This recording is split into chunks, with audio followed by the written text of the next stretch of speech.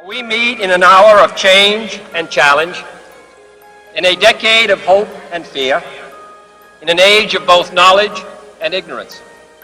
The greater our knowledge increases, the greater our ignorance unfolds.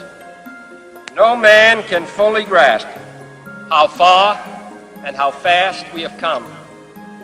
But condense, if you will, the 50,000 years of man's recorded history in a time span of but a half a century.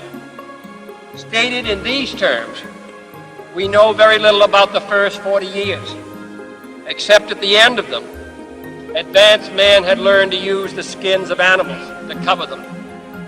Then about 10 years ago, under this standard, man emerged from his caves to construct other kinds of shelter.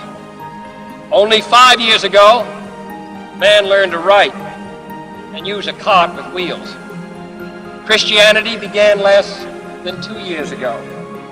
The printing press came this year. And then less than 2 months ago, during this whole 50-year span of human history, the steam engine provided a new source of power. Newton explored the meaning of gravity.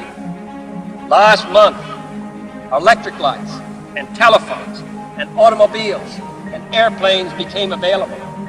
Only last week did we develop penicillin and television and nuclear power. This is a breathtaking pace, and such a pace cannot help but create new ills as it dispels old.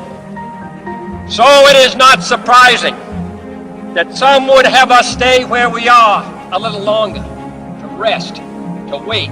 If this capsule history of our progress teaches us anything, it is that man in his quest for knowledge and progress is determined and cannot be deterred. We shall send to the moon, 240,000 miles away, a giant rocket more than 300 feet tall on an untried mission to an unknown celestial body, and then return it safely to Earth. But why, some say, the moon? Why choose this as our goal? And they may well ask, why climb the highest mountain?